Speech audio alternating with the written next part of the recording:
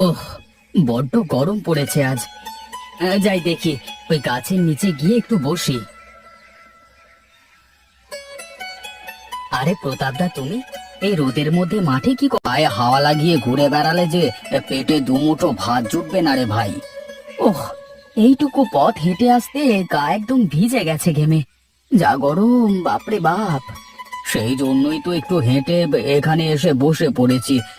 তাছাড়া বয়সও তো আর কম হচ্ছে না।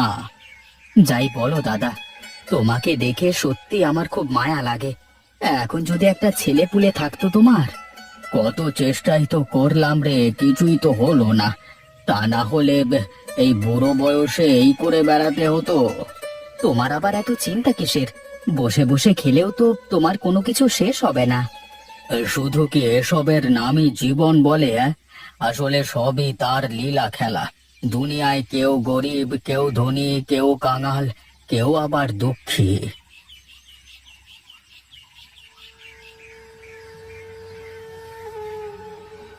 আহারে, বেচারা একটা ছেলে পুলের জন্য কি করে বেড়ায়। বিধাতা যে কার সাথে কোন খেলা খেলে।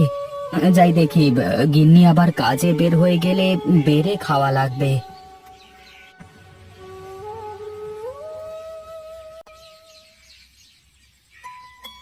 কই গো গিন্নি, কোথায় গেলে তুমি?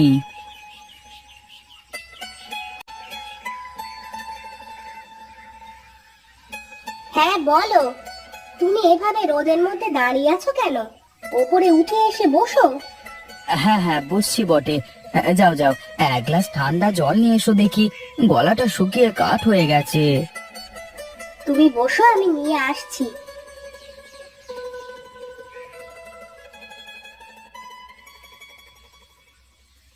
বাপ রে বাপ রে বাপ, রোদের কি তাপ! শরীর পুরো ঝলসে যাচ্ছে।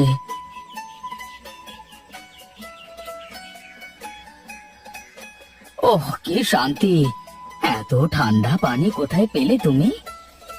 পানি গরম হয়ে যাচ্ছে দেখেই তো ঘরের মাটির কলসিটাতে পানি ধরে রেখেছি। বাহ, তোমার মাথায় তো চমৎকার বুদ্ধি। আমার তো মাথায় আসেনি। মাটির পাত্রের পানি অনেক সময় পর্যন্ত ঠান্ডা থাকে, তাই তো আমি মাটির কলসটা ভরে রেখেছি।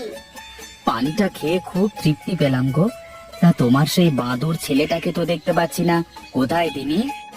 সেই সকালে খেয়ে দিয়ে বের হলো, তারপর তো আর বাড়ি ফেরেনি। বেশি লাই দিও না ছেলেটাকে, একটু মন দিয়ে পড়াশোনাটা করতে বলো। ঠিক আছে, বলে দেব। আর আমার ছেলে খুব ভালো, ও পরীক্ষায় ভালোই করবে। হ্যাঁ, জানি জানি। ছেলেকে কিছু বললে তো তোমার আবার সহ্য হয় না।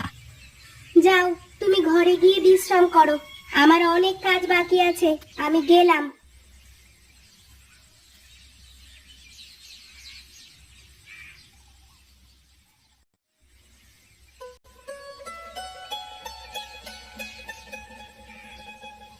কি গো, তুমি এখনো শুয়ে আছো? ওগো, আমার না ভালো লাগছে না, কিচ্ছু করতে ইচ্ছে হচ্ছে না। সারাদিন তো শুয়েই আছি।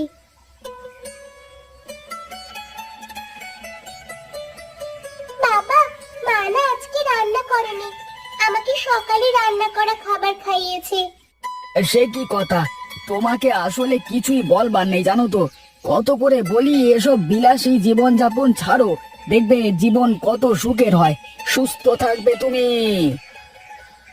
এই থামো তো তুমি, আমার কিছুই হয়নি। আমার কষ্ট বুঝতে হবে না তোমাকে। যাও, বাবা মেয়ে বসে একটু আড্ডা দাও, আমি রান্না করে দিচ্ছি।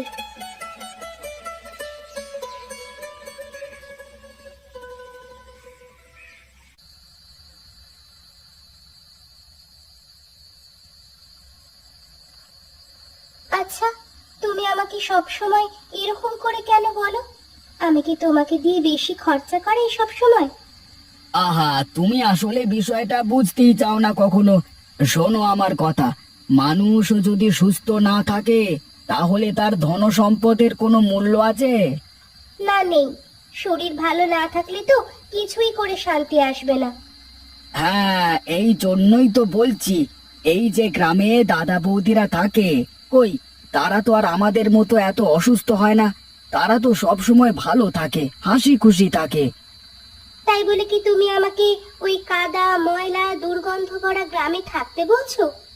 না না, আমি কেন তোমাকে গ্রামে থাকতে বলবো? আমি ভাবছিলাম দু একদিনের মধ্যে একটু গ্রামে যাব, দুদিন থেকে আসবো। দুদিন থেকে আসবে মানে? তোমার অফিস নেই? না, গরমের ছুটি পড়েছে, তার উপর শহরে যা গরম, গ্রামে গিয়ে একটু শান্তিতে ঘুরে আসি। তুমি যেতে চাইলে যেতে পারো, দেখবে গ্রামের ওই গরিব বাড়িতে থেকেও কত শান্তি। যাও তুমি, আমি যাব না। ঘুম পাচ্ছে আমার। তুমি এসিটা একটু বাড়িয়ে দাও তো।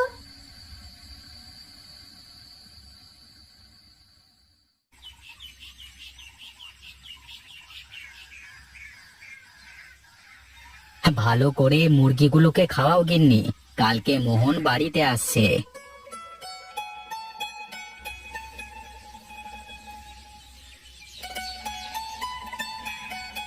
সত্যি কাকু বাড়িতে আসছে? আর কাকিমা চারু ওরাও? হ্যাঁ রে, ওরা সবাই আসছে কালকে গ্রামে ঘুরতে, দুদিন থাকবে। হ্যাঁ, হঠাৎ কি মনে করে গায়ের কথা মনে পড়লো ওদের? তার উপর আবার আমাদের মতো গরিবের বাড়িতে। বড় লোকের বেটি তো আবার এসি ছাড়া থাকতে পারে না। আহ, ছাড়ো তো সব কথা। আর শোনো, ওরা যেন এসে সব সময় হাসি খুশি থাকে, কোনো কিছুতে যেন কোনো অভিযোগ করতে না পারে, ঠিক আছে? হ্যাঁ, তুমি তো তোমার ভাইয়ের জন্য পাগল। আর তার বউ কেমন মানুষ তা তো তুমি জানো। সেবার গেলাম, আমাদের একটু ঠিক মতো করে নিজে রান্না করেও খাওয়ালো না। তুমি এসব শহরে ভাব বুঝবে না মা। শহরের মানুষ তো রান্না করবার থেকে বেশি কিনে খায়, তাই না বাবা? হ্যাঁ বাবা, এখন যাও তুমি, এই বড়শি দিয়ে পুকুর থেকে বড় দেখে রুই মাছগুলো ধরো, তোমার কাকু এসে খাবে। ঠিক আছে বাবা, শুধু বড়গুলোই ধরবো, আর ছোটগুলো বাঁধলে আবার ছেড়ে দেবো। গিন্নি, আমি একটু বাজারের দিকে যাচ্ছি, দেখি তেমন কিছু পাই নাকি ওদের জন্য। ভাইয়ের জন্য দরদ একেবারে উতলাইয়ে উতলাইয়ে পড়তেছে মনে হচ্ছে। কিরে, চলে এসেছিস তোরা? হ্যাঁ, আসতে কোনো অসুবিধে হয়নি তো? না দাদা, আসতে তেমন কোনো অসুবিধে হয়নি, ওই স্টেশন থেকে গাড়ি না পেয়ে হেঁটে হেঁটে এসেছি আর কি। উমা, সে কি কথা? এত পথ হেঁটে আসলে তোমরা? না না, ঠিকই করেছে, আরে কপাই বা পথ স্টেশন থেকে আমাদের বাড়ি। তোমরা কি এখানেই দাঁড়িয়ে গল্প করবে নাকি ঘরে যাবে শুনি? ও হ্যাঁ, আমি তো ভুলেই গিয়েছিলাম, এই কতদিন পরে মোহনকে দেখলাম। আর আমার চারুমা কেমন আছে? কোনো কথা বলছে না যে। আসলে ও নতুন জায়গায় গেলে একটু কম কথা বলে তো। শোন চারু, এটা তো আমাদের বাড়ি, মানে তোদেরও বাড়ি। চল এখন আমরা খেলতে যাই। না না না, এখন খেলতে যেতে হবে না। আগে একটু বিশ্রাম করুক ওরা, তারপর খেলবে। চলো, তোমরা সবাই ভিতরে চলো।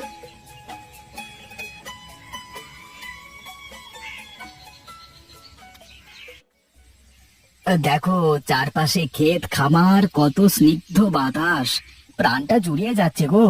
এই বাতাস কি তুমি তোমার এসির মধ্যে পাবে বলো? বাতাস তো ভালো লাগছে, কিন্তু গা তো ঘামছে, তাই না? এত গরমে গা একটু না ঘামলে কি হয় বলো? আর গা ঘামা তো ভালো, সুস্থ থাকতে হলে সবকিছুরই দরকার আছে। কিন্তু এসির মধ্যে থাকলে যে তুমি কোনো গরম টেরই পাবে না। আচ্ছা বলো তো, এই যে পুকুরের মাছ খেলে, তাতে স্বাদ ছিল? হ্যাঁ, খুব ভালো মাছ। আমি তো পেট ভরে খেয়েছি। মুরগির মাংসটাও অনেক সুন্দর হয়েছিল। হ্যাঁ, শহরের কোনো মাছ মুরগি খেয়ে কি এমন শান্তি পেয়েছো কখনো? না, তা অবশ্য পাইনি। হ্যাঁ, এই জন্যই তো বলছি যে প্রাকৃতিক সবকিছুই সুন্দর। এই যে দেখো না, দাদা বৌদি গ্রামে থাকে, তারা কত সুস্থ সবল, কত হাসি খুশি থাকে। সত্যি, আমারও না এখন আফসোস হচ্ছে, আমি যদি গ্রামে থাকতে পারতাম।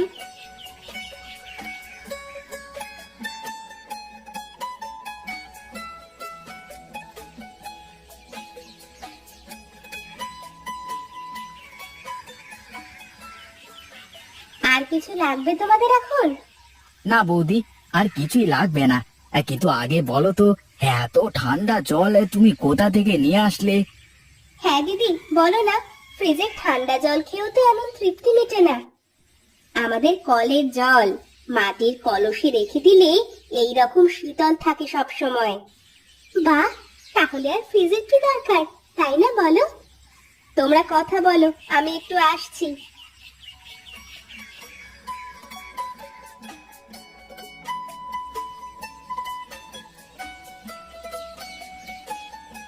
কি রে মোহন, এখনো গোসল করিসনি এই গরমের মধ্যে? না দাদা, ভাবছিলাম একটু পরে করব।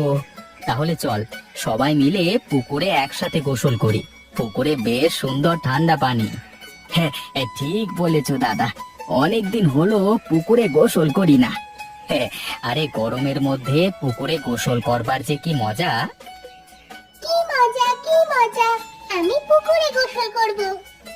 হ্যাঁ চলো রাধা, পুকুরে গোসল করে দেখো, তাহলে আরো ভালো লাগবে।